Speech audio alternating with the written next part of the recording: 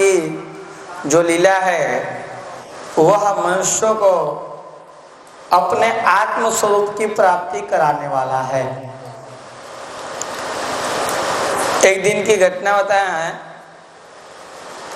एक किसी ने पूछा, महाराज जी आप कथा के मध्य में या शुरू में या लास्ट में जब भी आप जयकारा लगवाते हैं तो आप हिंदू राष्ट्र की जय करवाते हैं, तो आप हिंदू राष्ट्र जय क्यों करवाते हैं? कहा भैया हम लोग तो सनातनी हैं, सनातन धर्म में पैदा हुए हैं, तो कम से कम संवैधानिक तौर से अपना भारत हिंदू राष्ट्र हो या न हो, पर कम से कम हम लोगों के मुख पे जो हिंदू राष्ट्र भारत था उसके लिए एक जयकारा तो होना ही चाहिए। कम से कम अपने राष्ट्र की जयकारा लगा लें, भले हम अपने राष्ट्र में हो या इस समय ना हो। नहीं समझ में आया? क्योंकि सनातनी कभी धर्म निरपेक्ष राज्य में रहे ही नहीं है। सनातनी जब भी रहे हैं धर्म सापेक्ष राज्य में रहे हैं, और जो धर्म सापेक्षता होती है, धर्म निरपेक्ष का मतलब होता है अधर्म सापेक्ष। दो ही वस्तु होती है, या तो निरपेक्ष होती है या तो सापेक्ष होती है। या तो भगवान के आप निरपेक्ष हो जाइए, मतलब भगवान से परे हो जाइए, छोड़ दीजिए भगवान की पूजा पाठ भक्ति, या तो भगवान के सापेक्ष हो जाइए, भगवान से लग जाइए, भगवान के बारे में जानने का प्रयास कीजिए, भजन कीजिए, तप कीजिए, जप कीजिए। तो सापेक्ष और निरपेक्ष, सन्मुख और विमुख, इसको एक सापेक्ष को कहते हैं सन्मुख और निरपेक्ष को कहते हैं विमुख। मतलब धर्म निरपेक्ष का मतलब अधर्म सापेक्ष, यानी अधर्म के सामने। ये भारत इस समय अधर्म सन्मुख और धर्म विमुख राज्य है। पूरे भारत ये जो देश है अधर्म सन्मुख और धर्म के विमुख मतलब देश बना हुआ है पूरे विश्व में। पर आपको जानकर बड़ी हैरानी होगी कि पूरे विश्व में धर्म निरपेक्ष देश बहुत गिने चुने हैं, उंगलियों पे 2-4 ठो होंगे। धर्म निरपेक्ष देश उंगलियों पे 2-4 ठो होंगे। बाकी सभी देशों में अपनी संस्कृति को मान्यता है, अपने संस्कार को मान्यता है, अपने बारे में लोग जानते हैं। जो अपने संस्कार टिकाए हैं उसके बारे में ही मानते हैं, उसी का पहनावा पहनते हैं, उसी के अनुसार जीते हैं। लमसम छोटे बड़े मिलाकर सैकड़ों ऐसे राज्य हैं जो कि जिसमें ईसाई संस्कृति चलती है। 57 राष्ट्र तो ऐसे हैं जिसमें मुस्लिम संस्कृति चलती है। 2-4 राष्ट्र ऐसे भी हैं जिसमें बौद्ध संस्कृति भी चलती है, जैसे छोटे भूटान वगैरह जगह पे बता रहे हैं। छोटे मोटे जगह पे, छोटे छोटे तिब्बत इत्यादि जगहों पे बौद्ध संस्कृति चलती है। हैं तो छोटे छोटे देश, एकदम छोटे छोटे देश, मतलब ऐसे देश हैं जो बिहार के ही बराबर में है। पूरे बिहार इतना ही है और एक देश है। पर भैया हम लोग एक नेपाल को हिंदू राष्ट्र के नाम से जानते थे, पर वो इस समय हिंदू राष्ट्र नहीं है। यानी कि हिंदुओं के लिए पूरे दुनिया में कोई एक देश नहीं है। 150 करोड़ हिंदू पूरी दुनिया में हैं। 150 करोड़, 100 करोड़ से ऊपर तो भारत में है। नेपाल, थोड़े बांग्ला और पाकिस्तान, थोड़े अफगानिस्तान में भी अभी भी हिंदू हैं। कनाडा कोई भाग गया, कोई अमेरिका भाग गया, कोई जर्मन भाग गया, कोई फ्रांस भाग गया, कोई साउथ अफ्रीका भाग गया। उन सभी हिंदुओं को इकट्ठा किया जाए तो लमसम पूरे विश्व में 150 करोड़ हिंदू हैं। पर 150 करोड़ हिंदुओं का अपना कोई एक राज्य, एक देश नहीं है। तो मैं हालांकि इस पे विशेष चर्चा नहीं कर रहा हूं, बस इतना ही कह रहा हूं कि हम लोगों का दुर्भाग्य की घड़ी इस कलयुग में चल रही है, जो पूरे विश्व की नक्शा पे 150 करोड़ हिंदुओं में एक भी राज्य, देश उसका नहीं है, एक भी देश। इससे हम मन को दुख होता है, मन को दुख तो होता है, पर क्या करें, वही है जिस हिंदू को समझाओ नहीं समझता है, नहीं समझता है तो फिर मरो। हम ये नहीं कह रहे हैं कि किस लिए मरो, लिखा है जिसका अपना घर नहीं होता है वो कभी सुखी नहीं होता है। किराए के घर पे या आश्रम में कोई कभी ज्यादा दिन के लिए नहीं जाता है, थोड़े दिन के लिए रहता है। इसीलिए हम सबको, नई पीढ़ियों को, खासकर जो नए बच्चे हैं, नए जवान लड़के हैं, उनको मिलकर एक पहल चलाना चाहिए कि एक राष्ट्र हिंदू राष्ट्र, पूरे विश्व में एक पहल चलाना चाहिए। हम दूसरे की बात नहीं करते, पर अपने धर्म की अपनी बात अगर नहीं करेंगे तो हम दोषी कहलाएंगे।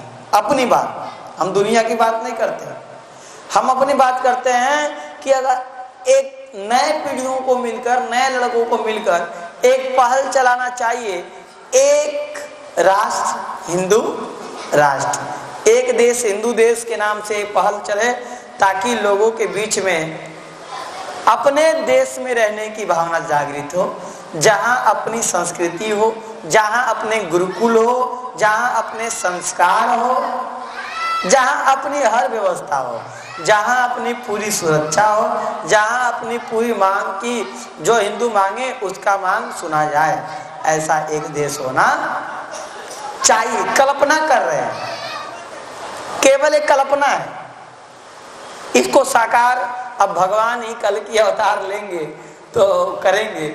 हम लोग तो एक कल्पना करके जी रहे हैं कि हो सकता है नई पीढ़ियों में उमंग जाग जाए, हो सकता है इच्छा जाग जाए, क्योंकि इच्छा ही ऐसा शक्ति है जो दुनिया में किसी पे जीत दिला सकती है। सिकंदर निकला था तो एक इच्छा लेके निकला था कि मैं पूरे दुनिया को जीतूंगा। हालांकि भारत में आके हार गया, क्योंकि उससे भी भारी इच्छा वाला भारतीय थे। भारत में आके किससे हारा? पोरस से। देखिए, बहुत सारे लोगों को लगता है कि बाबा जी लोगों को केवल जो है धर्म का ही ज्ञान होता है, पर संत हर पहलू पे चर्चा करते हैं और संतों को हर चीज का ज्ञान होता है।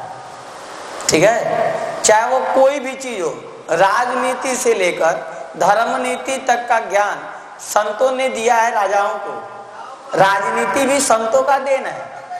बड़े बड़े राजनीतिज्ञ अगर कोई कहीं से निकला तो गुरुकुल से निकला है। चाणक्य कहां से निकले? गुरुकुल से निकले हैं।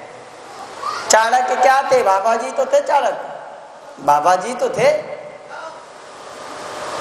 मतलब हमारे संतों ने सब कुछ दिया है। धर्म नीति और राजनीति, ये दो प्रकार की नीति है।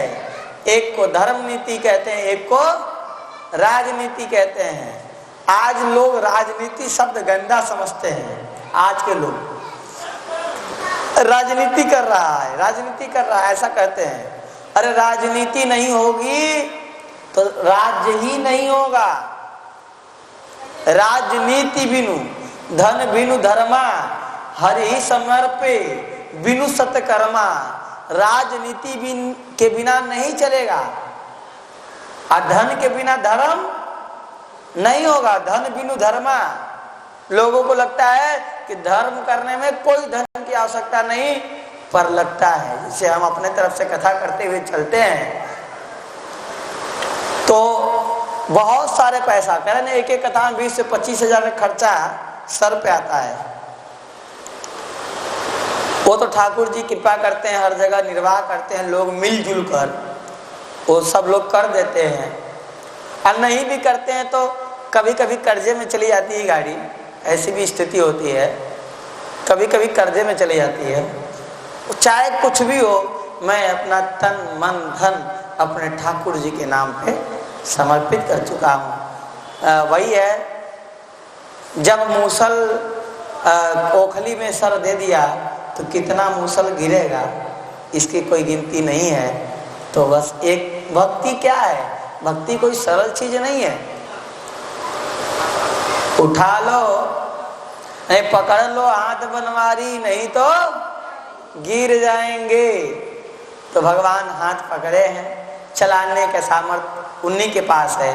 हम लोग क्या चाहें, एक छोटे से उम्र के बालक 27 साल का, जो कि आजकल के लड़के पढ़ते हैं उतने उम्र में, नौकरी की तैयारी करते हैं, और हम लोग 24 साल से लेकर 3 साल तक लगातार अन्न पानी का भी चिंता नहीं करते हैं, पहनने ओढ़ने का चिंता नहीं करते हैं, दुख सुख का चिंता नहीं करते हैं, और घर त्याग त्याग कर लोगों के बीचों में जाकर भक्ति का प्रचार करते हैं। तो यह मेरे पास सामर्थ्य नहीं है, ये तो भगवान की सामर्थ्य है। बोलो वृंदावन बिहारी लाल की। हमसे कहा आज माँ ने कि आप जो है बांग्लादेश पर बात मत करिएगा। हमने कहा बिल्कुल नहीं करेंगे। हमको क्यों करें, हम बांग्लादेश हमारा क्या लगता है, कौन नाना नानी घर थोड़ी ना बांग्लादेश में बात करेंगे, हम क्यों करें बांग्लादेश में बात। हमको तो केवल सनातनी हिंदुओं के लिए बात करना है, हम क्यों करें। किसी को बुरा लग जाए तो अच्छी बात है, पर हम क्यों करें। बोलो वृंदावन बिहारी लाल की। क्या है ना, हम रहे हैं नागांव में, तो जो नागांव का खून होता है ना वो वैसे ही गर्म होता है। तो ये हमारी गलती कोई नहीं है। गुरुजी के साथ तो रहे हैं, हमारे गुरुजी भी जो गणेश दास भक्तमाली जी थे वो नागा परंपरा के थे। तो एक प्रकार से गुरुजी भी नागा परंपरा के हो गए, इसके कारण से वो खून थोड़ा सा हीट हो जाता है। पर हम अपने कथा को करते हैं। आइए थोड़ा देर कीर्तन करें और कथा की तरफ बढ़े।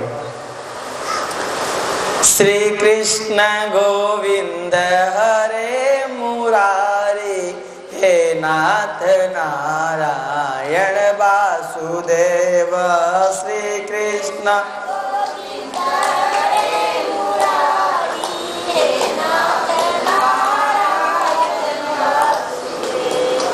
हे नाथ नारायण वासुदेव, हे नाथ नारायण वासुदेव।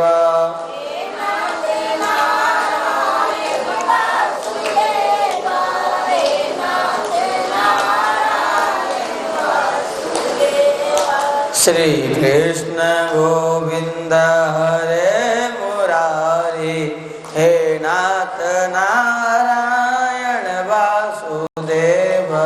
श्री कृष्ण गोविंद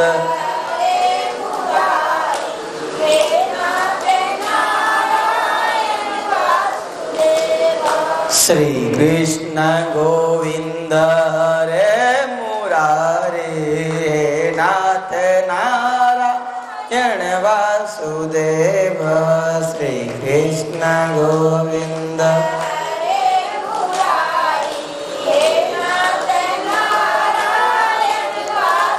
बोल वासुदेव भगवान की। महाराज नंद बाबा गए थे कंस के पास। उन्होंने कहा महाराज हमारा जो पुत्र हुआ है वो बहुत ही अच्छा, और उसका उत्सव हम लोग मनाने में व्यस्त रहे, और अच्छा हुआ, सुंदर हुआ है। आपकी बड़ी कृपा है, राजा हैं। आज हम आपको देने के लिए भी कुछ लाए हैं। का देने के लिए क्या लाए? डबल टैक्स लाए हैं। राज्य कर देना पड़ता है टैक्स, तो इस बार हम दोगुना टैक्स लाए हैं। नंद बाबा जेल में जाकर वसुदेव जी से भी मिले। वसुदेव जी से नंद बाबा ने कहा कि मेरे को बहुत दुख है मित्र कि आपके जो है 6 बालक कंस ने मार दिया और एक बालक तो गर्भ से गिर गया और जो सबसे छोटी कन्या बच रही थी वह भी स्वर्ग सिधार गई।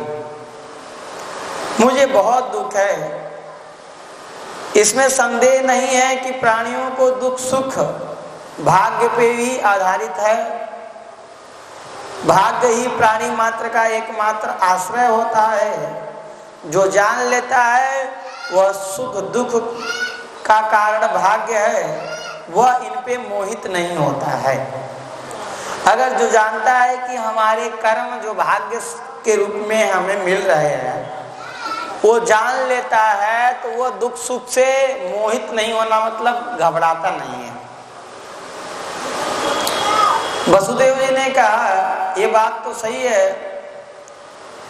तुमने राजा कंस को सलाना कर चुका दिया है, हम दोनों मिल चुके हैं, अब तुम्हें यहाँ अधिक देर नहीं ठहरना चाहिए क्योंकि गोकुल में उत्पात होने वाले हैं। ये कौन कह रहे हैं? वसुदेव जी कि गोकुल में उत्पात होने वाला है। अब आप यहाँ से अविलंब